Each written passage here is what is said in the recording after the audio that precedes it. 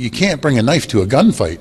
Usually the guy with a knife loses when in a gunfight. We have to make sure that we match these tariffs dollar for dollar. There is a political dumpster fire unfolding in Canada, so buckle up, folks, because things are looking absolutely chaotic. We don't need their lumber because we have our own forests, et cetera, et cetera. We don't need their oil and gas. We have more than anybody. To reach the U.S. goals of energy dominance, I believe that the Americans can't get there without Canada. The Americans consume 21 million barrels a day of oil. They produce 13 million barrels a day, and they have to get the balance from somewhere. First off, let's talk about the complete lack of federal leadership we have currently here in Canada. The government has been paralyzed by outgoing lame duck Prime Minister Justin Trudeau, who prorogued Parliament earlier this month in the face of dwindling approval ratings. No federal government, no Parliament in session, and meanwhile, the country is in a state of turmoil.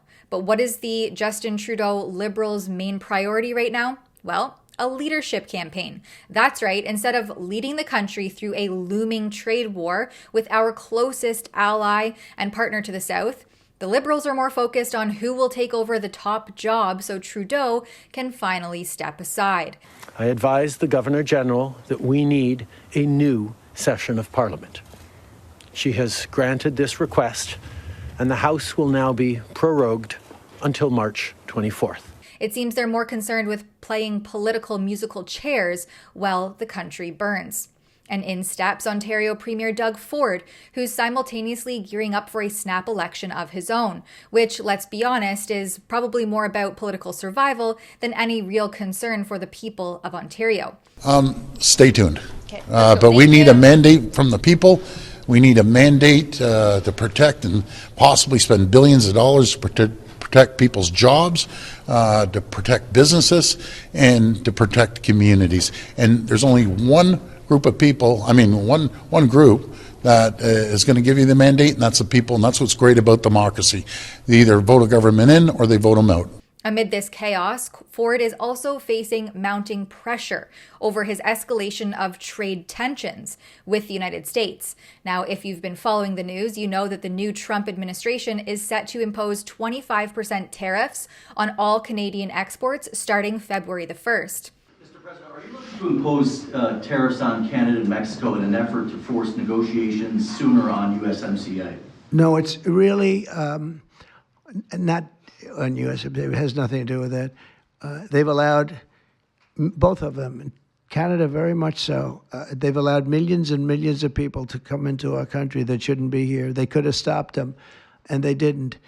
And they've killed 300,000 people last year, my opinion, have been destroyed by drugs, by fentanyl.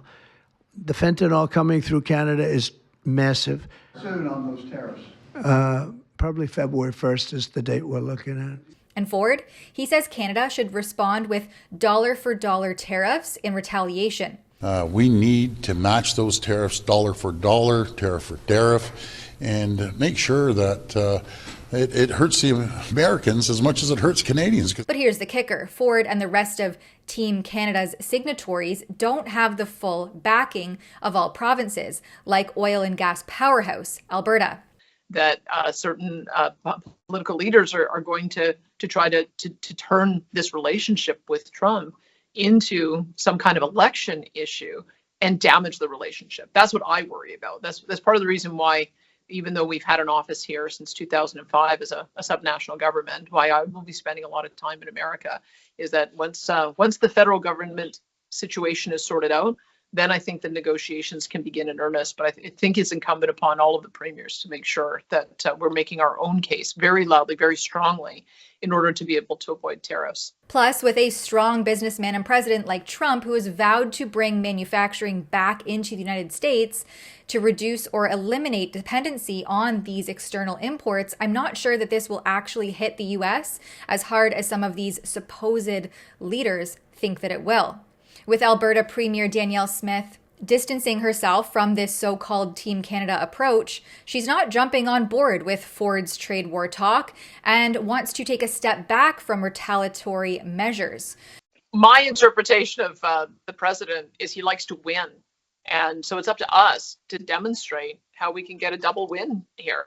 And I think it's a double win for us to sell more to the United States, buy more from the United States, have a joint energy security a strategy that leads to a national and international security strategy. So I'm prepared to approach it from that perspective, because we do have to be realistic. We're an economy that's 1/10 the size of the Americans. That we are far more reliant on the trade relationship with them than they are on us.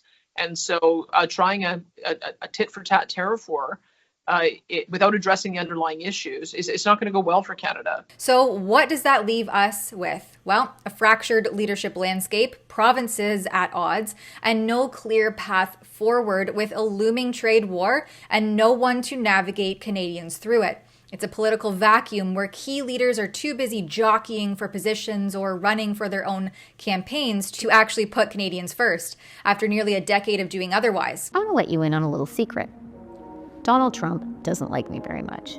And the real consequences of this? Canadians are stuck in the middle with rising costs, uncertainty, and a complete lack of direction. So here we are with no federal government in action, a leadership battle in the Liberal Party, a looming trade war, and Alberta ready to go its own way. The political dumpster fire that's happening in Canada is exactly that, a mess of woke-induced mismanagement, missed opportunities, and a whole lot of chaos. One thing we're going to be demanding is we're going to be demanding respect from other nations.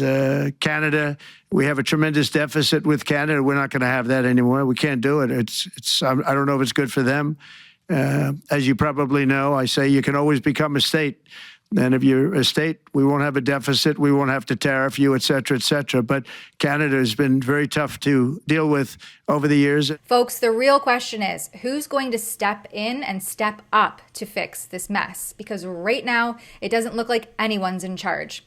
Canadians must demand better. Sitting idly by while the political elite squabble over who's in charge isn't going to change anything. Canada needs real leaders who will take action, not waste time on campaigns. And the judicial push to get Parliament back to business instead of letting the feds sit on their hands while the country falls further into a recession might be exactly what we need to get that political odometer moving again. For Rebel News, I'm Tamara Ugolini. Canadians have endured a system where inefficiency and corporate interests dominate the political class. For too long, bureaucratic bloat and oligarchs like Big Pharma have shaped decisions meant to serve the people. Now, a critical shift is underway, and it's time for Canada to join the revolution. Demand so at /thebureaucracy.com. That's /thebureaucracy.com.